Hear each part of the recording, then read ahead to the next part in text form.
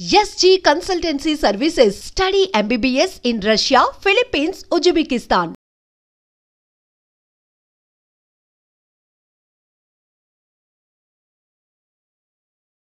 ఎన్ని డేస్ వరకు ఉండాల్సి ఉంటుంది సర్జరీ అయిన తర్వాత హాస్పిటల్లో? పోస్ట్ ఆపరేటివ్లీ కొంత కేర్ తీసుకునే పాయింట్స్ ఇంపార్టెంట్గా ఏంటంటే నంబర్ 1, నడుస్తున్నప్పుడు ఎప్పుడైనా సడన్గా స్ట్రెచ్ చేయకూడదు.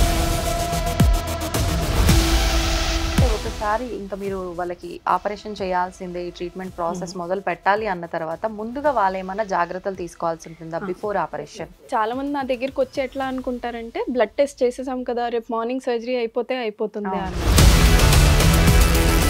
చాలా మందికి సర్జరీ తర్వాత బీపీ అయినా షుగర్ అయినా కూడా చాలా ఎక్కువ అయిన ఛాన్సెస్ ఉంటాయి. సర్జరీ అంటే ఖచ్చితంగా కోతలు ఉంటాయా? ఇప్పుడు ఈ సర్జరీ ఎలా ఉంటుంది? దీంట్లో బేసికల్గా ఫస్ట్ ఆఫ్ ఆల్ అబ్డామిన్ది తీసుకున్నాము అంటే అండి, first of all fat extra అయితే ఏదైతే ఉంటుందో లైపోసక్షన్ తోటి అది తీసేస్తాం. కొంతమంది అంటే వాళ్ళకున్న ఏదైనా ఇబ్బందికి, అది షుగరే అవ్వచ్చు, బీపీ అవ్వచ్చు, లేదా కొన్ని రకాల దీర్ఘకాలిక సమస్యలు ఉంటాయి, వాటి కోసం అలోపతి వాడడం ఇష్టం లేక ఇవి వాడుతుంటారు. మరి అటువంటి వాళ్ళ పరిస్థితి ఏంటి? సో అలాంటి వాళ్ళని కన్విన్స్ చేసి during the time of surgery homeopathy నుంచి అలోపతికి షిఫ్ట్ చేస్తాం. అంటే మెయిన్ రీజన్ ఏంటంటే ఇప్పుడు ప్రెగ్నెంట్ అంటే చాలా మంది సి సెక్షన్ జరుగుతుంది కదా, మరి సి సెక్షన్ జరిగిన తర్వాత ఈ సర్జరీ చేసుకోవచ్చా అసలు, లేదంటే నార్మల్ డెలివరీ అయిన వాళ్ళు మాత్రమే చేసుకోవాలా? మీరు చాలా మంచి క్వశ్చన్ అడిగారు, బికాస్ చాలా మంది నన్ను ఈ డౌట్తో కూడా వస్తారు. అడిషనల్ కాంప్లికేషన్స్ ఏమీ ఉండవు అనమాట. బ్లడ్ ఏమైనా లాస్ అవుతుందా ఈ సర్జరీ చేయటం వల్ల అని ఒక ఐడియా వచ్చింది. So that is very less when consideration of such a big surgery. అంత పెద్దగా ఏమంత హిమోగ్లోబిన్ అవన్నీ చేంజ్ అయిపోవు. డెలివరీ అప్పుడైతే కట్ చేసేది ఇక్కడ అయినా కూడా మనకి ఎనస్థీషియా ఇచ్చేది బ్యాక్ సైడ్, మరి ఇప్పుడు కట్ చేసేది కూడా అక్కడే. ఎనస్థీషియా ఎక్కడ ఇస్తారు మీకు? టోటల్ జనరల్ ఎనస్థీషియా ఇస్తారండి. జనరల్ ఎనస్థీషియా అనేది. నమస్కారం, welcome to I dream health talks with Vijitha కార్యక్రమానికి స్వాగతం.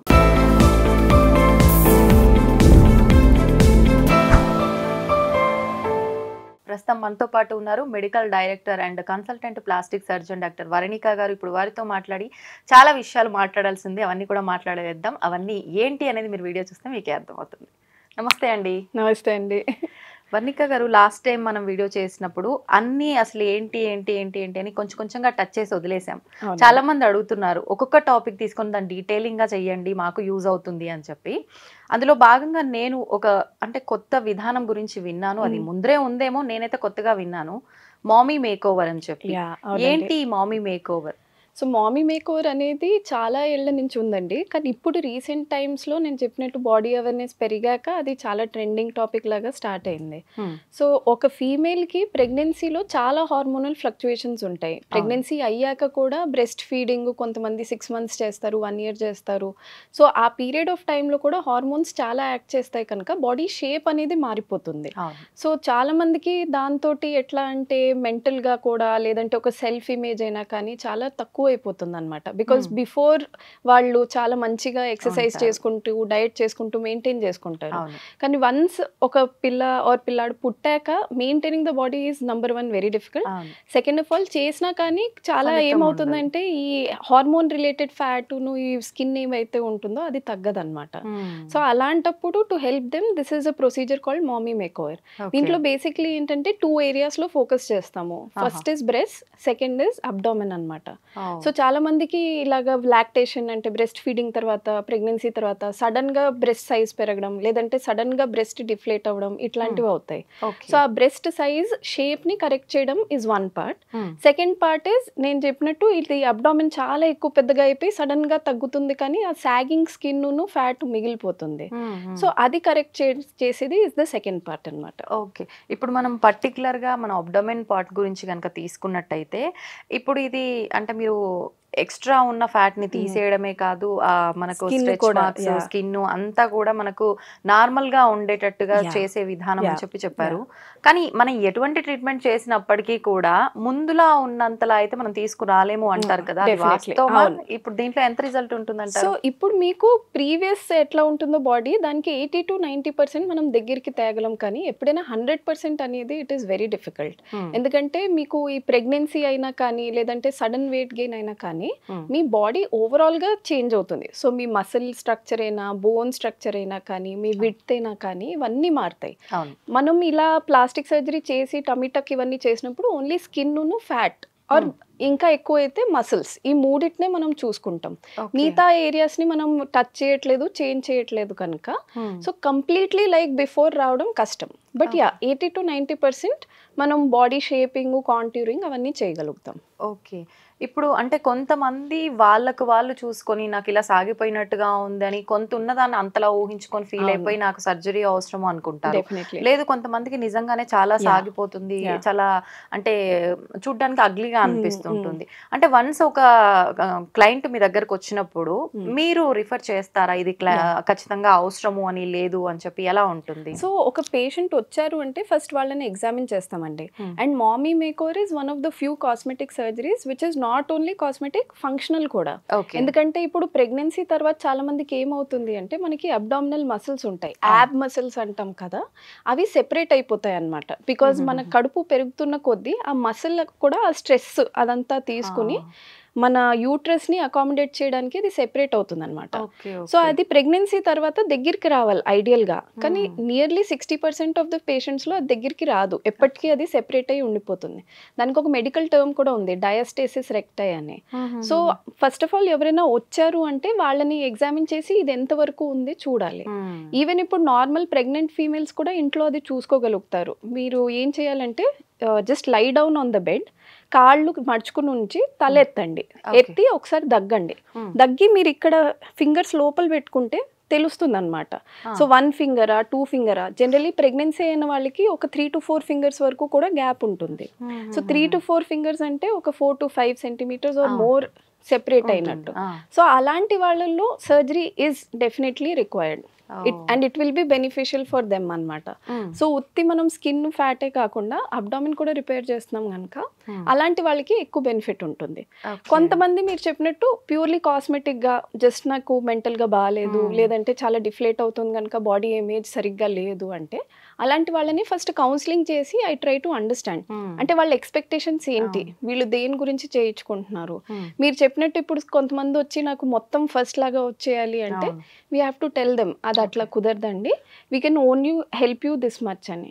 సో వాళ్ళ ఎక్స్పెక్టేషన్ రేంజ్ లో ఉన్నారు అండ్ వాళ్ళకి నిజంగానే చాలా డిఫ్లేటెడ్ బ్రెస్ట్స్ ఉన్నాయి, చాలా సాగీ స్కిన్ ఉందంటే then we go ahead. Okay. ఇప్పుడు అంటే ఒకసారి ఇంకా మీరు వాళ్ళకి ఆపరేషన్ చేయాల్సిందే, ఈ ట్రీట్మెంట్ ప్రాసెస్ మొదలు పెట్టాలి అన్న తర్వాత ముందుగా వాళ్ళు ఏమైనా జాగ్రత్తలు తీసుకోవాల్సి ఉంటుందా before operation? Definitely this is a very good question అండి. ఎందుకంటే చాలా మంది నా దగ్గరికి వచ్చి ఎట్లా అనుకుంటారంటే బ్లడ్ టెస్ట్ చేసేసాం కదా రేపు మార్నింగ్ సర్జరీ అయిపోతుంది అన్నట్టు. అలా ఉండదు. సర్జరీకి ముందు మీరు ఫస్ట్ ఆఫ్ ఆల్ చూడాల్సింది ఏంటంటే ఇప్పుడు if there is any smoking, drinking, లేదంటే మీరు ఏమైనా ఆయుర్వేదిక్, హోమియోపతిక్ మెడికేషన్స్ తీసుకుంటున్నారు, ఫుడ్ హ్యాబిట్స్ ఏమైనా స్పెసిఫిక్గా ఉన్నాయంటే అవన్నీ మేము అట్లీస్ట్ ఒక 1 week to 10 days ఆపమంటాం. చాలా మందికి సర్జరీ తర్వాత బీపీ అయినా షుగర్ అయినా కూడా చాలా ఎక్కువ అయిన ఛాన్సెస్ ఉంటాయి. సో అలాంటి వాళ్ళలో we make sure that BP and sugar are under control at least for a week మనం సర్జరీ చేసే ముందు. ఇంకోటి ఏంటంటే చాలా మందికి ప్రెగ్నెన్సీ తర్వాత ఏమైనా ఇట్లాగా హార్ట్ ప్రాబ్లమ్స్ ఆర్ సంథింగ్ వచ్చాయంటే వాళ్ళకి బ్లడ్ థిన్నర్స్ అనేవి టాబ్లెట్స్ ఇస్తారు. సో అలాంటి వాళ్ళలో కూడా ఇమీడియట్ గా సర్జరీ చేయలేం. వాళ్ళని కూడా టాబ్లెట్స్ ఆపి వాళ్ళ కార్డియాలజిస్ట్ తోటి ఫస్ట్ కన్సల్టేషన్ తీసుకుని క్లియరెన్స్ తీసుకున్నాకే ఒక 5 days to 1 week తర్వాత సర్జరీ చేస్తాం అన్నమాట. ఓకే. అంటే ఖచ్చితంగా ముందు ఈ ప్రిపరేషన్ ఉండాలి. ఇప్పుడు అంటే కొన్నిసార్లు మీరు అన్నారు ఆయుర్వేదిక్, హోమియోపతి మెడిసిన్ ఉంటే స్టాప్ చేయాలి అని చెప్పి, కొంతమంది అంటే వాళ్ళకున్న ఏదైనా ఇబ్బందికి, అది షుగరే అవ్వచ్చు, బీపీ అవ్వచ్చు, లేదు కొన్ని రకాల దీర్ఘకాలిక సమస్యలు ఉంటాయి, వాటి కోసం అలోపతి వాడడం ఇష్టం లేక ఇవి వాడుతుంటారు. మరి అటువంటి వాళ్ళ పరిస్థితి ఏంటి? సో అలాంటి వాళ్ళని కన్విన్స్ చేసి during the time of surgery homeopathy నుంచి అలోపతికి షిఫ్ట్ చేస్తాం. అంటే మెయిన్ రీజన్ ఏంటంటే సర్జరీ అనేది కూడా మన బాడీకి ఒక స్ట్రెస్ లాంటిది. సో ఆ రికవరీ పీరియడ్ లో ఏమవుతుందంటే మళ్ళీ బీపీ అయినా లేదంటే షుగర్ అయినా చాలా ఫ్లక్చువేట్ అవుతాయి. సో ఇప్పుడు హోమియోపతిక్ మెడికేషన్స్ ని మళ్ళీ టైట్రేట్ చేయడం అనేది కష్టం అనమాట. టైట్రేషన్ అంటే ఇప్పుడు మీకు ఫర్ ఎగ్జాంపుల్ 1 డే షుగర్ 200 ఉందనుకోండి, అలోపతిలో మనం చెప్పగలం దట్ ఇంత డోసేజ్ ఇంత ఎంజీ తీసుకోండి. నెక్స్ట్ డే మీకు మళ్ళీ తగ్గిపోయి 150కి పడిపోయింది అంటే ఆ సేమ్ డోసేజ్ కాదు, ఇంకో డోసేజ్ చెప్తాం అనమాట. సో అందుకే it is better to take allopathy in the time that సర్జరీకి 1 వీక్ ముందు అండ్ సర్జరీ అయినాక ఒక 15 days వరకు కంటిన్యూ చేయమంటాం. ఓకే, ఇప్పుడు సర్జరీ అంటే ఖచ్చితంగా కోతలు ఉంటాయా? ఇప్పుడు ఈ సర్జరీ ఎలా ఉంటుంది? కట్ చేస్తారా లేదంటే ఇంకా ఎలా ఉంటుంది ప్రాసెస్? సో దీంట్లో బేసికల్గా ఫస్ట్ ఆఫ్ ఆల్ అబ్డామిన్ది తీసుకున్నాము అంటే అండి, first of all fat extra అయితే ఏదైతే ఉంటుందో లైపోసక్షన్ తోటి అది తీసేస్తాం. అది తీసేసిన తర్వాత మీకు ఎక్సెస్ స్కిన్ ఏదైతే ఉంటుందో అది మొత్తం అంతా తీసేసి లోపల నేను చెప్పే కదా ఈ మసిల్ ఏదైతే బయటకు వచ్చేస్తుందో అది రిపేర్ చేస్తాం. సో ఇది రిపేర్ చేస్తున్న టైంలో కొంతమందికి ప్రెగ్నెన్సీ తర్వాత హర్నియాస్ అనేవి కూడా వస్తాయి. హర్నియా అంటే ఏంటంటే మన లోపల బాడీ క్యావిటీ లోపల ఉన్న ఆర్గన్స్, మన ఇంటెస్టైన్స్ అయినా లేదంటే మిగతావేమైనా ఇలాంటి వాళ్ళకి బయటకు వచ్చేస్తూ ఉంటాయి అన్నమాట. సో అలాంటి వాళ్ళల్లో ఉత్తి మసిల్ రిపేరే కాకుండా వాళ్ళకి మెష్ చేయడము ఇట్లాంటివి అవసరం పడుతుంది. సో ఆ హర్నియా రిపేర్ చేసి మసిల్ రిపేర్ చేసి దాని తర్వాత ఈ ఎక్సెస్ స్కిన్ ఏదైతే ఉంటుందో అది మొత్తం కట్ చేసి దాన్ని కిందకి కుడతాం అనమాట. అండ్ ఇంకా ఇదే కాకుండా కొంతమందికి మీరు చాలా చూసుంటారు, నాకు ఈ కంప్లైంట్ కూడా చాలా ఎక్కువ వస్తుంది దట్ ప్రెగ్నెన్సీ తర్వాత మన బెల్లీ బటన్ ఏదైతే ఉంటుందో అది బయటకు వచ్చేసింది లేదంటే చాలా పెద్దదైపోయింది. సో ఈ టమీటక్ ఆపరేషన్ లో బెల్లీ బటన్ ని కూడా మళ్ళీ సైజ్ మంచిగా చేసి చిన్నగా చేసి లోపలికి పెడతాం అనమాట. సో టమీటక్ లో ఇది ఉంటుంది. అండ్ ఈ ఇన్సిజన్ ఏదైతే ఉంటుందో అంటే మనం ఎక్కడ కోస్తామో అది జనరలీ ప్యాంటీ లైన్ లోపల ఉంటుంది, so that it is not visible out side. Second part వచ్చేసి బ్రెస్ట్ అందరికి సేమ్ ఉండదు, it depends on person to person. So ఇప్పుడు ఎవరికైనా బ్రెస్ట్ చాలా సాగి అయిపోయి అనుకోండి, వాళ్ళకి 2-3 ఆప్షన్స్ ఇస్తాం. ఐదర్ ఇంప్లాంట్స్ అయినా పెట్టచ్చు లేదంటే బ్రెస్ట్ లిఫ్ట్ అనేది సర్జరీ ఉంటుంది. అంటే వాళ్ళ ఓన్ న్యాచురల్ టిష్యూస్ ని రీమోడల్ చేసి బ్రెస్ట్ ని లిఫ్ట్ చేస్తాం. లేదు కొంతమందికి చాలా ఎక్కువ హెవీ బ్రెస్ట్ అయిపోయి లాక్టేషన్ తర్వాత వాళ్ళకి ఇబ్బందిగా ఉందంటే బ్రెస్ట్ రిడక్షన్ అనేది చేస్తాం అనమాట. ఓకే, అంటే ఇప్పుడు మనం బ్రెస్ట్ ఈ కరెక్షన్స్ చేసేటప్పుడు కూడా అది అంటే కట్ చేసి చేసే ప్రాసెస్? అవునండి, కట్ చేసి. అది ఆప్షన్ లేదా ఇంక వేరే? లేదండి, ఇప్పటికైతే అలా లేదు. ఎందుకంటే బ్రెస్ట్ అంతా ఒక టిష్యూ లాగా కిందకు వచ్చేసింది. సో దాన్ని మనం మళ్ళీ పైకి చేయాలి అంటే బెస్ట్ ఆప్షన్ సర్జరీ అన్నమాట. ఎందుకంటే దాన్ని ఆ ప్లేస్ లో హోల్డ్ చేయడానికి we don't have any other thing from outside that will help us. Okay, సాధారణంగా అంటే సైజ్ తక్కువగా ఉన్న వాళ్ళకైతే పెరగటానికి అని చెప్పి, సాగిపోయిన వాళ్ళకి లిఫ్టింగ్ అని చెప్పి అంటాము. మరి పెద్దగా ఉన్న వాళ్ళకి తగ్గించుకునే ఆప్షన్ కూడా ఉంది? అవునండి, డెఫినెట్లీ దాన్నే బ్రెస్ట్ రిడక్షన్ అనేది అంటాం అనమాట. సో సర్జరీ అప్పుడు కన్సల్టేషన్ చేసేటప్పుడు the patient will generally tell that ముందు ఇట్లా ఉండేది నా సైజు, ఇప్పుడు ఇంత పెరిగింది, ఆర్ ఎల్స్ లైక్ నాకు ఇంత సైజ్ వద్దు, దీనికి ఒక 1 cup తగ్గించండి, 2 cup తగ్గించండి అట్లా. సో దాన్ని బట్టి మేము మార్కింగ్స్ చేస్తూ వాళ్ళకి ఎంత తగ్గించాలో అది చెప్పి తర్వాత సర్జరీలో అది చేస్తాం అనమాట.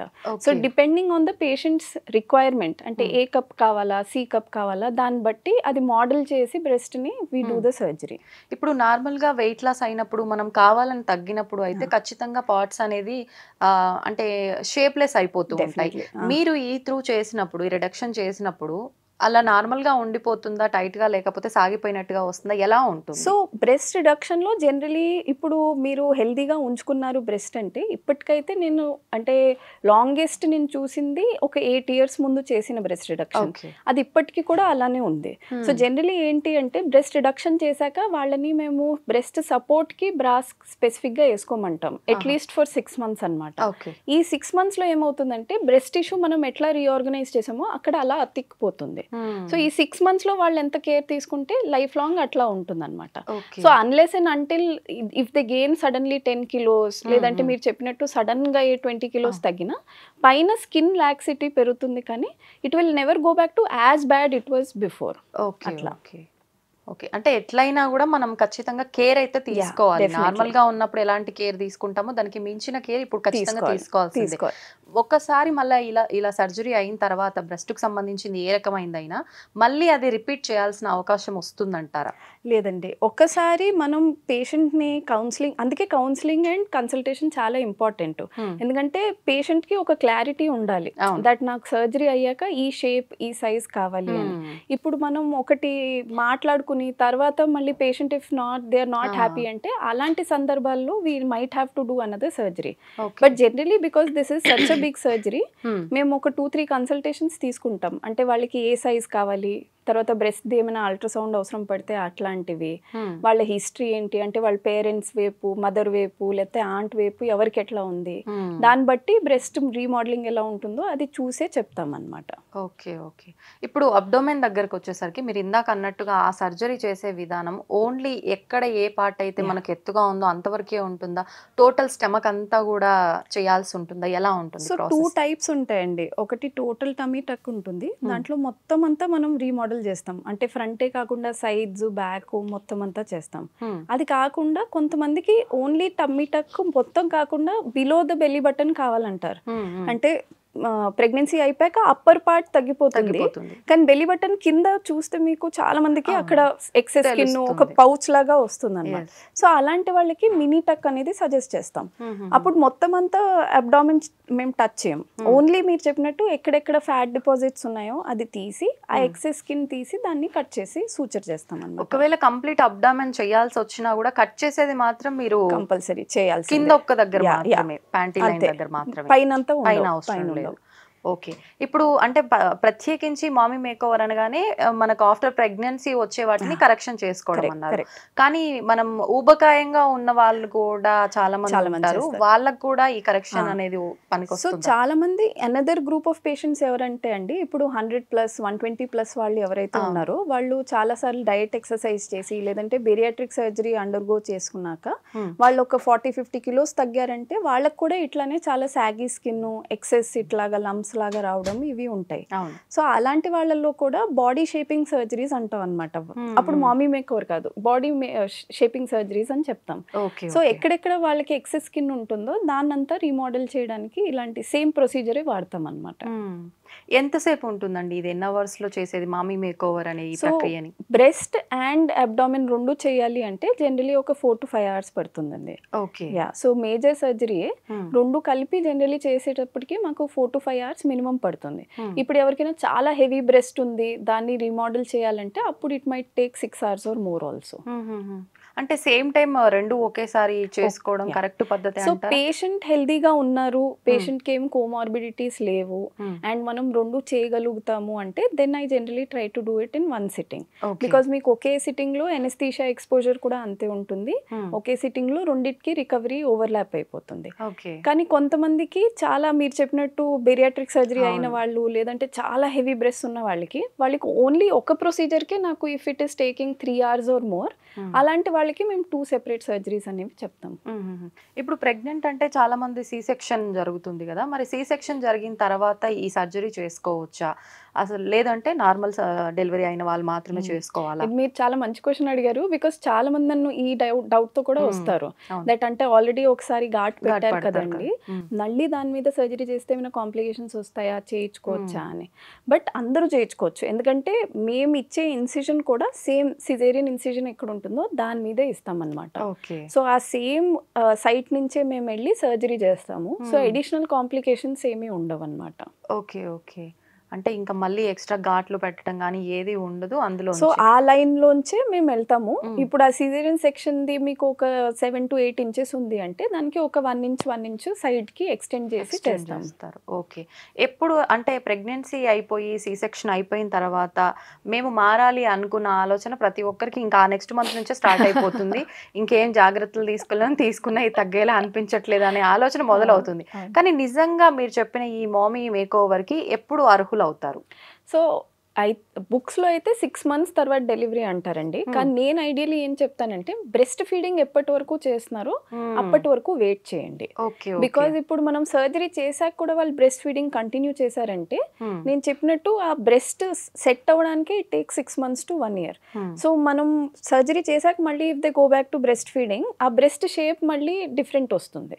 సో అందుకే వాళ్ళు once they have stop the breast feeding వాళ్ళ వెయిట్ ఒక స్టాండర్డ్ దానికి వచ్చేసింది. And third thing is if they are not fluctuating too much in their BP sugar ఇట్లా అంటే ప్రెగ్నెన్సీలో వచ్చిన ఏమైనా డిసీజెస్ ఉన్నాయంటే అవన్నీ కూడా they all should be under control. ఈ 3 points వచ్చాయి అంత నార్మల్ ఉందంటే then they can go ahead. So ideally నేను ఏం చెప్తానంటే డెలివరీ అయ్యాక ఒక 1 year తర్వాత వీ కెన్ డూ దిస్. ఒకవేళ అంటే ఇప్పుడు మనం ఫస్ట్ ప్రెగ్నెన్సీ అప్పుడు ఈ బాడీ షేప్ గురించి మనం కనుక ఇది చేయించుకుంటే మళ్ళీ సెకండ్ బేబీ కోసం ప్లాన్ చేస్తే ఖచ్చితంగా సెకండ్ ప్రెగ్నెంట్ తర్వాత ప్రాబ్లం వస్తుందా ఏంటి ఎలా ఉంటుంది? సో నేను ఎవరైనా ఫస్ట్ ప్రెగ్నెన్సీ తర్వాతే వస్తే ఫస్ట్ ఇది క్వశ్చన్ అడుగుతానండి. If they want another kid ideally అయితే వాళ్ళని ఆగి దెన్ చేయమంటాను. బికాస్ ఇప్పుడు ఇట్ ఈస్ నాట్ కాంట్రాఇండికేటెడ్. అంటే కొంతమంది ఇట్లా కూడా అయింది దట్ వాళ్ళు చేసుకున్నారు అన్ఎక్స్పెక్టెడ్గా they got pregnant after few years. కానీ దాంట్లో ఏమవుతుందంటే మళ్ళీ స్కిన్ స్ట్రెచ్ అయ్యి మళ్ళీ బ్రెస్ట్ సాగ్ అయ్యే ఛాన్స్ ఉంటుంది. సో ఎప్పుడైనా అన్ని ప్రెగ్నెన్సీస్ ఫినిష్ చేసుకున్నాక ఇది చేసుకుంటే is the best idea. But అయినా కానీ చేసుకున్నాక if accidentally they get pregnant are తెలియకుండా ప్రెగ్నెన్సీ అయింది అంటే లేదు, it is not complicated. Because మేము చెప్పినట్టు ఓన్లీ మనం స్కిన్ ను ఫ్యాటే అక్కడ చేస్తాం కనుక స్కిన్ మళ్ళీ స్ట్రెచ్ అవుతుంది, దానికి ప్రాబ్లం ఉండదు. ఎన్ని డేస్ వరకు ఉండాల్సి ఉంటుంది సర్జరీ అయిన తర్వాత హాస్పిటల్లో? సో జనరలీ అందరికైతే 1 night ఉండమని చెప్తామండి. డిపెండింగ్ ఆన్ మనం ఎంత పెద్ద సర్జరీ చేసామో. ఇప్పుడు నేను చెప్పా కదా కొంతమందికి బ్రెస్టే ఒక 3 hours పట్టిందంటే అలాంటి వాళ్ళని అట్లీస్ట్ 2 days ఉండమని చెప్తాము హాస్పిటల్లో. 2 days అయిపోయాక వాళ్ళని డిశ్చార్జ్ చేసి ఇంటికి పంపిస్తాము. పోస్ట్ ఆపరేటివ్లీ కొంత కేర్ తీసుకునే పాయింట్స్ ఇంపార్టెంట్గా ఏంటంటే నంబర్ 1 నడుస్తున్నప్పుడు ఎప్పుడైనా సడన్ గా స్ట్రెచ్ చేయకూడదు. బికాజ్ మనం లోపల కుట్లేసి అంతా దగ్గరికి చేసాం కనుక వాళ్ళకి ఇబ్బందిగా ఉందంటే కాస్త ముందుకు వంగినా మేము నడవమని చెప్తాము. కానీ ఫుల్ స్ట్రెచ్ అయ్యి బ్యాక్ కి స్ట్రెచ్ అవ్వడం అది చేయకూడదు. రెండోది ఏంటంటే సామాన్ ఏమి సడన్ గా వాళ్ళు ఎత్తకూడదు, హెవీ సామాను. సో ఎవరికైనా చిన్న పిల్లలు ఉన్నారు అంటే జనరలీ హస్బెండ్స్ నైనా లేదంటే ఇంట్లో వాళ్ళు ఎవరైనా హెల్ప్ తీసుకోమని చెప్తాము. థర్డ్ థింగ్ ఏంటి అంటే ఇప్పుడు ఎవరికైనా షుగర్ ఉంది, బీపీ ఉంది, ఇట్లాంటివి ఉన్నాయి అంటే వాళ్ళని అది కేర్ఫుల్ గా అట్ హోమ్ దాన్ని చూసుకుంటూ ఉండమని చెప్తాం డే టు డే. సో వాళ్ళకి డైలీ షుగర్ ఎంత ఉందో అది వాళ్ళు మాకు చెప్పాలి, బీపీ ఎంత ఉందో అవన్నీ కూడా మాకు చెప్తూ ఉండాలి. ఓకే, రెగ్యులర్ గా టచ్ లో ఉండాల్సిందే ఖచ్చితంగా. మరి ఫుడ్ విషయంలో ఎలాంటి కేర్ తీసుకోవాలంటారు? ఫుడ్ హోమ్ కుడ్ ఫుడ్ తింటే మంచిది. బయటవి లేకపోతే ఏమి స్పైసీ మసాలావి తిన్నారు అంటే జనరల్లీ మనం ఇచ్చే మెడికేషన్ కి గ్యాస్ట్రైటిస్ పెరుగుతుంది. రెండోది పోస్ట్ సర్జరీ ఎప్పుడైనా మీ బాడీ చాలా వల్నరబుల్ గా ఉంటుంది, అంటే ఇమ్యూనిటీ కాస్త తక్కువ ఉంటుంది. అలాంటి టైంలో మీరు బయటవి ఇట్లాంటివి తిన్నారంటే తొందరగా ఇన్ఫెక్షన్ వచ్చే ఛాన్స్ ఉంటుంది అనమాట. ఓకే ఓకే, మొత్తానికంటే చాలా జాగ్రత్తగా ఉండాల్సిందే ఖచ్చితంగా. అంటే ఒక దగ్గర ఏదైనా సర్జరీ చిన్నది ఏదైనా జరిగితేనే చాలా జాగ్రత్త తీసుకోవాలని చెప్పి డాక్టర్లు అంత అవసరం లేదని చెప్పినా మనం అతి చేస్తూ ఉంటాము. మరి ఒకటేసారి బ్రెస్ట్ అండ్ అబ్డామిన్ అని అంటే ఇంకా చాలా జాగ్రత్తగా ఉండాలి. అసలు అంటే ఎవరి ఇమ్యూనిటీ పవర్ ని బట్టి వాళ్ళకు ఉంటుందా లేదు అంటే అసలు ఎంత టైం పడుతుంది అంత క్యూర్ అవ్వటానికి? By the end of first month అంటే 4th week వరకు చాలా మంది రికవర్ అయిపోతారు. కానీ కొంతమందికి ఇప్పుడు నేను చెప్పినట్టు హర్నియా ఉంది, లేదు అంటే చాలా పెద్ద బ్రెస్ట్ వాటిని రిడ్యూస్ చేసాము, లేదంటే బ్రెస్ట్ ది చాలా పెద్ద దాన్ని మళ్ళీ రిఫ్ట్ చేసాము. అలాంటి వాళ్ళలో కుట్లు మానడానికి తర్వాత ఏమో ఇట్లా సెటిల్ అవ్వడానికి it take some times 2 months also. So అలాంటి వాళ్ళని ఏం చెప్తామంటే మీరు ఫస్ట్ 1 month ఇంట్లో ఉండి కాస్త కేర్ఫుల్ గా ఉండండి. 4 weeks అయ్యాక మీరు బయటికి వెళ్ళి మిగతావన్నీ చేసుకోవచ్చు, మీ పని చేసుకోవచ్చు, మిగతా పనులు చేసుకోవచ్చు, ఇంట్లో పనులు చేసుకోవచ్చు, వర్క్ చేసుకోవచ్చు, కానీ కాస్త కేర్ఫుల్ గా ఉండాలి అంతే. ఫుడ్ తో పాటు అంటే క్లోతింగ్ విషయంలో కూడా జాగ్రత్తగా ఉండాలేమో అనిపిస్తుంది నాకు. నిజంగా ఎలాంటి జాగ్రత్త తీసుకోవాలంటారు? ఫస్ట్ 1 week ఇప్పుడు మీకు పెయిన్స్ అట్లా కాస్త ఉంటాయి కనుక పైనుంచి వేసుకునేవి అంటే కుర్తీలు, మ్యాక్సీలు ఇట్లాంటివి కాకుండా మేమేం చెప్తామంటే బటన్ డౌన్ షర్ట్స్ ఉంటాయి కదా, అవి ఈజీగా ఉన్నట్టువి వేసుకోండి, లూజ్ బట్టలు వేసుకోండి. సో దట్ ఎవరైనా మీకు హెల్ప్ చేస్తుంటే కూడా మీకు దగ్గరికి వచ్చి వేసుకోవడానికి ఈజీగా ఉంటుంది. టైట్ ఫిట్టింగ్ బట్టలు లేదు అంటే ఇట్లాగా పాలిస్టర్ క్లోత్స్ అంటే అవన్నీ వేసుకున్నాక మీకు స్వెట్టింగ్ పెరిగేవి అట్లాంటివి కాకుండా ఇంట్లో మంచిగా లూజ్ కాటన్ క్లోత్స్ వేసుకుంటే ఇట్స్ ఐడియల్. ఓకే. బయటికి వెళ్ళాల్సి ఉన్న వాళ్ళు ఉన్నారు. ఇప్పుడు ఆఫీస్ వర్క్స్ చేసుకునే వాళ్ళు ఇన్నిన్ని రోజులు క్యూర్ అయ్యే వరకు 4 వీక్స్, 5 వీక్స్ అంటే అవ్వదు. అవును. ఎప్పటి నుంచి వాళ్ళ వర్క్స్ కి వాళ్ళు వెళ్ళొచ్చు అంటారు? సో ఫస్ట్ 1 వీక్ కేర్ఫుల్గా ఉంటే దాని తర్వాత నుంచి they can go slowly. So అలాంటి వాళ్ళని ఏం చెప్తా ఉంటే క్యాబ్ తీసుకుని వెళ్ళండి, ఎక్కువసేపు నుంచొద్దు. అంటే ఇప్పుడు చాలా మంది ఇట్లా ఎలా అంటే ఆర్కిటెక్ట్స్ వీళ్ళందరూ వస్తారు, లేదు అంటే కొంతమంది ట్రావెల్ ఎక్కువ చేయాల్సి వస్తుంది. ఐటీ ప్రొఫెషనల్స్ అయినా కానీ వాళ్ళకి 15 డేస్కి ఒకసారి ఇంకో సిటీస్కి వెళ్ళాలి, ట్రావెల్ ఎక్కువ చేయాలి. ఇలాంటి వాళ్ళలో ఏం చెప్తామంటే బ్రేక్స్ తీసుకుని వర్క్ చేయండి. సో ఇప్పుడు ఎక్కువసేపు నుంచున్నారు అంటే ఒక 1 అవర్ తర్వాత కూర్చోడానికి ట్రై చేయండి, తర్వాత మళ్ళీ చేయండి. ఎక్కడైనా ట్రావెల్ చేస్తున్నారంటే వీక్లీ వన్సే పెట్టుకోండి, ఎక్కువ ట్రావెల్ చేసుకోవద్దు. ఇలా కాస్త బాడీ కేర్ తీసుకుంటూ బ్రేక్స్ ఇచ్చుకుంటూ చేసుకుంటే they can go head with they work.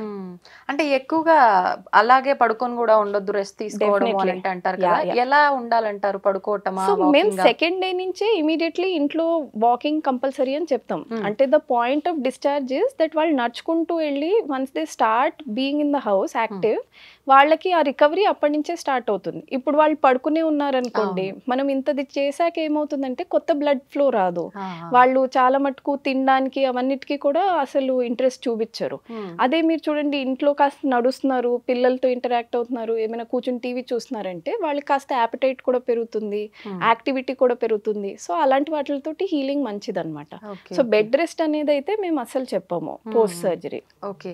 ఇప్పుడు నాకు ఈ కటింగ్ బ్లడ్ అనేసరికి బ్లడ్ ఏమైనా లాస్ అవుతుందా ఈ సర్జరీ చేయటం వల్ల అని ఒక ఐడియా వచ్చింది. సో ఐడియలీ అయితే చాలా తక్కువ, మొత్తం అంతా కలిపి కూడా మేము ఒక 500 ml to 1 liter లోపలే బ్లడ్ లాస్ ఉంచేది చూసుకుంటాం అనమాట. So that is very less when consideration of such a big surgery. అంత కూడా వెళ్ళదన్నమాట. సో జనరలీ దానికంటే కూడా తక్కువ ఉంటుంది. సో మీకు అంత పెద్దగా ఏమంత హిమోగ్లోబిన్ అవన్నీ చేంజ్ అయిపోవు. అంటే 2 సర్జరీలు చేస్తున్నప్పటికీ ఇంత మాత్రమే లాస్ అని, అంటే వాళ్ళ హిమోగ్లోబిన్ పర్సంటేజ్ ని బట్టి మీరు దృష్టిలో పెట్టుకుంటారా? కరెక్ట్, అదేనండి హిమోగ్లోబిన్. సో సర్జరీకి ముందు ఎప్పుడైనా అట్లీస్ట్ 10 పైన ఉంటే మంచిది మనకి. ఎందుకంటే మీరు ఏ మేజర్ సర్జరీ చేసినా కానీ 1 or 2 పాయింట్స్ పడుతుంది అనమాట. అంటే బ్లడ్ లాస్ అయినా అవ్వకపోయినా స్ట్రెస్ మూలంచి హిమోగ్లోబిన్ 1-2 పాయింట్స్ పడుతుంది. సో అందుకే ఎవరికైనా 10 పైన ఉంటేనే మేము సర్జరీకి అడ్వైస్ చేస్తాం. ఓకే. ఇప్పుడు ఏ సర్జరీ అయినా చిన్నదైనా పెద్దదైనా ఖచ్చితంగా సర్జరీ అంటే కాంప్లికేషన్స్ వస్తాయేమో, ఇన్ఫెక్షన్స్ వస్తాయేమో అని అంటుంటారు కదా, దీని తర్వాత అలాంటి ఛాన్సెస్ ఏమైనా ఉన్నాయా? ఉంటాయి. ఇది మేజర్ సర్జరీ కనుక దీనికి ఉంటాయి. లైఫ్ థ్రెటనింగ్ కాదు, ఎందుకంటే మనం హార్ట్ మీద లివర్ మీద చేయట్లే కనుక. కానీ ఇది లాంగ్ సర్జరీ కనుక రికవరీ డిలే అయ్యే ఛాన్సెస్ ఉన్న కాంప్లికేషన్స్ ఉంటాయి. So first of all most common ఏంటంటే మన ఇన్సిజన్ కాస్త పొడుగ్గా ఉంటుంది కనుక కొన్ని కుట్లు మానడము, కొన్ని చోట్ల మానకపోవడము అది వస్తుంది అనమాట. సో అలాంటప్పుడు జస్ట్ అది డ్రెస్సింగ్ తో హీల్ అవుతుందా, లేదంటే మళ్ళీ అక్కడ ఏమైనా 1-2 కుట్లు వేయాలా, అలాంటివి మనం ఫాలో అప్ లో వాళ్ళు కరెక్ట్ గా ఉన్నారు అంటే ఇమీడియట్ గా చూసి రిపేర్ చేయొచ్చు. రెండోది ఏంటి అంటే చాలా మందికి వాళ్ళ బాడీ స్వభావం వలంచి ఇంత సర్జరీ చేసే కొన్ని ఏరియాస్ లో లిక్విడ్ అంటే ఫ్లూయిడ్ అక్యూములేట్ అయిపోతుంది అనమాట. సో ఇప్పుడు చాలా మందిని చూస్తాం చూడండి, సర్జరీ చేశాక నీ సర్జరీ అయినా హిప్ రిప్లేస్మెంట్ అయినా చాలా వాచిపోతుంది వాళ్ళకి, ఆ వాపు తగ్గడానికి చాలా టైం పడుతుంది. సో అలా కొంతమందికి బాడీ స్వభావం వలంచి అలానే ఫ్లూయిడ్ ఇక్కడ అక్కడ అక్యూములేట్ అయిపోయే ఛాన్స్ ఉంటుంది. ఇది రెండోది. మూడోది ఏంటి అంటే మనం ఇది చేసినప్పటికీ లోపల బ్లడ్ వెసల్స్ చాలా చిన్నవి జాగ్రత్తగా ఉంటాయి, అవి ఏం మేము ముట్టుకోము. కానీ పోస్ట్ సర్జరీ ఎవరైనా సడన్ గా ఇట్లాగా సామాన్ ఎత్తారు, లేదంటే ఏమైనా ఎక్సర్సైజ్ తొందరగా చేయడం స్టార్ట్ చేశారంటే ఆ బ్లడ్ వెసల్స్ ఓపెన్ అయ్యి ఎక్కడైనా కాస్త బ్లడ్ వచ్చే ఛాన్స్ ఉంటుంది అనమాట. సో ఇవన్నీ కూడా చిన్న వెసల్స్ కనుక లైఫ్ థ్రెటనింగ్ ఉండవు, బట్ రికవరీ డిలే అవుతుంది వీటితో. Okay okay. అంటే ఇప్పుడు నెక్స్ట్ ఆప్షన్ ఏంటి? కొన్నిసార్లు ఏదైనా సర్జరీ జరిగిన తర్వాత మళ్ళీ రీసర్జరీ చేయాలి అని అంటూ ఉంటారు, అట్లాంటి అవకాశం ఏమైనా వచ్చి? డెఫినెట్లీ. సో ఈ 3 కాంప్లికేషన్స్ ఏమైనా సివియర్ అయ్యాయి అనుకోండి, అంటే ఆ ఏరియా హీల్ అవ్వట్లేదు, ఇన్ఫెక్షన్ రిపీటెడ్ గా వస్తుంది అంటే అప్పుడు ఆ ఏరియా క్లియర్ చేసి దానికి కుట్లేయడానికి అవసరం పడచ్చు. సిమిలర్లీ ఈ ఫ్లూయిడ్ ఏమైనా చాలా ఎక్కువగా అక్యూములేట్ అయింది అంటే నేను ఒక 10-20 ml కాదు, ఒక 100-150 ml పైన ఎక్కువ అయింది అంటే అలాంటప్పుడు రీసర్జరీ లాగా కాదు, అక్కడ దాంట్లో చిన్నగా మనం ఓపెన్ చేసి అదంతా డ్రైన్ చేస్తాం అనమాట ఫ్లూయిడ్. ఇలాంటివి రివిజన్ సర్జరీ అనేది ఏ సిచ్యువేషన్ లో వస్తుంది అంటే ఇప్పుడు మనం చేసిన దాంట్లో ఏమైనా పెద్దగా ప్రాబ్లమ్స్ వచ్చేసాయి, అలాంటప్పుడే ఏమైనా రివిజన్ సర్జరీ అవసరం పడచ్చు. బట్ జనరల్ గా 95% ఆఫ్ ద టైం మనం చెప్పే ఫాలో అప్ వాళ్ళు కరెక్ట్గా తీసుకుని ప్రోటోకాల్స్ అంతా ఫాలో అయ్యారు, అంటే ఇంట్లో కేర్ తీసుకుని అంతా చేశారు అంటే రికవరీ జనరల్గా బాగా ఉంటుంది. ఓకే. మీరు ఇప్పుడు ఇందాక అబ్డమెన్ సర్జరీ చేసేటప్పుడు కొలెస్ట్రాల్ కోసం ముందుగా లైపోసెక్షన్ చేయాల్సి ఉంటుంది. అంటే చాలా మందిలో లైపోసెక్షన్ అనగానే ఒక అపోహ, ఇది ప్రాణాలకు కూడా ప్రమాదం దీని వల్ల అని చెప్పి చాలా మంది ప్రాణాలు కోల్పోయారు అని చెప్పి వినగానే నాకు కూడా అమ్మో లైపోసెక్షన్ అనిపించింది. ఏంటండి ఇది అపోహనేనా నిజంగా వాస్తవం? లేదండి, అపోహమే. బికాస్ లైపోసెక్షన్ అనేది కరెక్ట్ గా చేస్తే ఇట్ ఈస్ వెరీ సేఫ్. మీరు ట్రైన్డ్ సర్జన్ దగ్గరికి వెళ్ళి చేయించుకున్నారంటే it is not at all life threatening. Because మనం స్కిన్ మసల్ మధ్యలో ఉన్న ఫ్యాట్ ని తీస్తున్నాం. We're not going in to the body cavity, అంటే లివర్ నో కిడ్నీనో దేన్ని మనం పట్టుకోవట్లేదు. సో ఆ కరెక్ట్ వాళ్ళ దగ్గర చేయించారు అంటే మీకు కరెక్ట్ టైంలో సర్జరీ కూడా అయిపోతుంది అండ్ పోస్ట్ ఆఫ్ కాంప్లికేషన్స్ కూడా ఎక్కువ ఉండవు. లైపోసెక్షన్ రిలేటెడ్ కాంప్లికేషన్స్ మెయిన్లీ దేనితో వస్తాయి అంటే మనకి ఇచ్చే అనెస్థీషియా రిలేటెడ్ రిస్క్స్ తో వస్తాయి. సో మీరు ఎక్కడైనా మంచి క్లినిక్ లో చేయించుకున్నారంటే first of all they will get a full body checkup. అంటే మీ kidney function, heart function, lung function ఎట్లా ఉంది, అంటే ఇంత పెద్ద సర్జరీ మనం చేస్తున్నామంటే బాడీ తట్టుకోగలదా లేదా, ఎనెస్థీషియా తట్టుకోగలదా లేదా, అవన్నీ చూసాకే అవన్నీ మీరు పాస్ అయ్యారు అంటేనే అప్పుడే పేషెంట్ ని we take off for the surgery అనమాట. ఇవన్నీ అయ్యాక కూడా there will always be 5% risk. అది మనం కుట్లు వేసుకోవడానికి వెళ్ళినా కానీ ఆ రిస్క్ ఉంటుంది, మీరు ఇంకే సర్జరీ చేయించుకోవడానికైనా ఉంటుంది. So all surgeries generally have that 5% risk. అది మన చేతుల్లో ఉండదు. అది ఇప్పుడు ఎనస్థీషియా అన్నారు కదా, అంటే మనకు డెలివరీ అప్పుడైతే కట్ చేసేది ఇక్కడ అయినా కూడా మనకు ఎనస్థీషియా ఇచ్చేది బ్యాక్ సైడ్, మరి ఇప్పుడు కట్ చేసేది కూడా అక్కడే. ఎనస్థీషియా ఎక్కడ ఇస్తారు? మీకు టోటల్ జనరల్ ఎనస్థీషియా ఇస్తారండి. జనరల్ ఎనస్థీషియా అనేది ఏంటంటే మీరు మొత్తం పడుకుని పోతారు టేబుల్ మీద, సర్జరీ అయ్యాక లేస్తారనమాట. సో మీకు అసలు స్పృహ ఉండదు అండ్ పెయిన్ కూడా తెలియదు సర్జరీ చేస్తున్నప్పుడు అసలు. ఓకే. కొంతమందికి అంటే ఎనస్థీసియా ఇచ్చినా కూడా స్పృహలోనే ఉంటారు అని చెప్పి అయిపోయే టైంకి కొంచెం పెయిన్ కూడా తెలుస్తుంది అని చెప్పి వింటూ ఉంటాం. అలాంటి సిచ్యువేషన్స్ ఏమైనా మీరు ఫేస్ చేశారా? లేదండి, టచ్ వుడ్. మా ఎనెస్థెటిస్ట్ is a very good person and దాన్ని మీరు చెప్పేదాన్ని డిసోసియేటివ్ ఎనెస్థీషియా అంటారు అనమాట, ఆర్ ఎనెస్థీషియా అవేర్నెస్ అంటారు. అవేర్నెస్ అంటే సర్జరీ జరుగుతోంది, అనెస్థీషియా ఇచ్చాం అయినా కానీ మాకు అవేర్నెస్ గా ఉంది, తెలుస్తుంది అంతా ఏం జరుగుతుంది. సో అలాంటప్పుడు ఏంటంటే it depends on body metabolism. కొంతమందికి మెడిసిన్ ఇస్తే చాలా తొందరగా బాడీ మెటబలైజ్ చేసేస్తుందంటే దెన్ వాళ్ళకి ఎనెస్థీషియా లైట్ అవుతూ ఉంటుంది అనమాట. సో ఎనెస్థీషియాలో కూడా లెవెల్స్ ఉంటాయి. సో ఇప్పుడు మనం ఉత్తి టోటల్ జనరల్ కాకుండా సిడేషన్ అనేది ఇస్తాం. అంటే వాళ్ళు ఉత్తి పడుకుని ఉంటారు, వాళ్ళకి నొప్పి తెలియదు, బట్ కాస్త మనం లేపాము అంటే వాళ్ళు లేస్తారనమాట. అది లైటర్ ప్లేన్ ఆఫ్ ఎనెస్థీషియా అంటారు. సో మనం జనరల్ లో ఇచ్చినప్పుడు ఏమవుతుందంటే లైటర్ నుంచి డీపర్ ప్లేన్ ఆఫ్ ఎనెస్థీషియాకి వెళ్ళిపోతారు, where they are completely asleep, వాళ్ళ మసిల్ ఫంక్షన్స్ అంతా కూడా మనం చూస్తాము. సో ఇలాంటప్పుడు వాళ్ళు ఈ డీపర్ ప్లేన్ నుంచి లైటర్ ప్లేన్ కి వచ్చినప్పుడు they will be in that state అనమాట, దట్ మాకు తెలుస్తోంది వాళ్ళు చేసేదంతా కూడా ఫీల్ అవుతున్నాము అనేది. సో అలాంటివి ఏమైనా వస్తే ఇప్పుడు టెక్నాలజీ కూడా చాలా ఇంప్రూవ్ అయింది. సో అలాంటివి కూడా కాస్త మనం కనిపెట్టడానికి దెర్ ఆర్ ఇన్స్ట్రుమెంట్స్ అనమాట. సో సర్జరీ అవుతున్న కొద్దీ మనం మానిటర్ చేసే దాంట్లో అవి కూడా పారామీటర్స్ ఉంటాయి.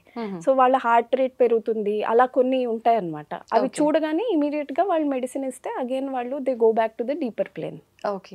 ఒక్కసారి అంటే కొన్ని సర్జరీస్ అయ్యేటప్పుడు ఆ దానికి సంబంధించిన సర్జనే కాకుండా ఇంకా మిగతా కాంప్లికేషన్స్ కి సంబంధించిన వాళ్ళు కూడా ఉంటారని చెప్పి వింటాము. ఇది చేసేటప్పుడు పర్టికులర్ గా అంటే ఎవరెవరు ఉంటారు, ఏ డాక్టర్స్ ఉంటారు? సో ఇది చేసేటప్పుడు జనరల్ గా ఓన్లీ ప్లాస్టిక్ సర్జన్ అండ్ ఎనెస్థెటిస్ట్ ఉంటారండి. ఏమైనా ఇట్లా హర్నియా రిపేర్స్ అవన్నీ అవసరం పడితే అప్పుడు ఎవరైనా గ్యాస్ట్రో సర్జన్ అయినా జనరల్ సర్జన్ అయినా అవసరం పడచ్చు. బట్ జనరలీ అయితే ఇదంతా ప్లాస్టిక్ సర్జరీ వాళ్ళే చేస్తారు. Because complications related to fat, skin ఇవన్నీ కూడా మేమే చూసుకుంటాము. సో జనరలీ వీళ్ళే ఉంటారు. ఇప్పుడు అంటే కొన్నిసార్లు వీళ్ళు ఆఫీస్కి వెళ్ళాల్సి వచ్చినా అలా ఏమైనా ఉన్నా కూడా మీరు అన్నారు అంటే వాళ్ళు రికవరీ అవుతున్నారు అంటే ఒక 1 వీక్ తర్వాత ప్లాన్ చేసుకోవచ్చు. డ్రైవింగ్ వాళ్ళే చేసుకొని వెహికల్ లో వెళ్లే వాళ్ళు ఉంటారు, అంటే అలా ఎక్కువ దూరం సిట్టింగ్ పొజిషన్ లో, అట్లాంటి వాళ్ళు రిస్క్ అంటారా? సో అలాంటి వాళ్ళని డిపెండింగ్ ఆన్ దర్ రికవరీ చేయమంటామండి. ఇప్పుడు కొంతమంది ఎట్లా ఉంటారంటే వాళ్ళ బాడీ మెటబాలిజం ఎలా ఉంటుంది, చాలా తొందరగా రికవర్ అయిపోతారు. సో అలాంటి వాళ్ళు ఒక 10 days లో అట్లా రికవర్ అయిపోయారంటే 2 weeks వెయిట్ చేసి దాని తర్వాత డ్రైవింగ్ అవన్నీ స్టార్ట్ చేయమంటాం. కొంతమందికి సర్జరీ ఎక్కువసేపు అయింది లేదంటే రికవరీ స్లోగా ఉంటుందంటే depending on how they are recovering దాన్ని బట్టి చెప్తాం. అలాంటి వాళ్ళని అట్లీస్ట్ ఇంకొక 1.5 month సర్జరీ అయ్యాక 1.5 month అయినా వెయిట్ చేసి దాని తర్వాత డ్రైవింగ్ చేయమని చెప్తాం. ఓకే. పర్టికులర్ ఈ సర్జరీ యొక్క రేటింగ్, సక్సెస్ రేట్ అనేది ఎంత ఉందన్నచ్చు?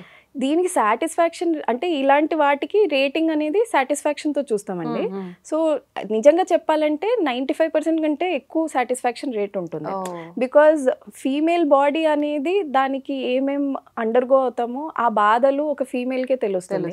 ఇంట్లో ఎవరికి చెప్పినా కానీ వాళ్ళకి అర్థం కాదు. సో అలాంటప్పుడు మీరు సడన్గా ఇంత ప్రెగ్నెన్సీ నుంచి వచ్చే చేంజెస్ని రివర్స్ చేసేసి వాళ్ళకి ఒక షేప్ ఇస్తే దే బికమ్ వెరీ హ్యాపీ.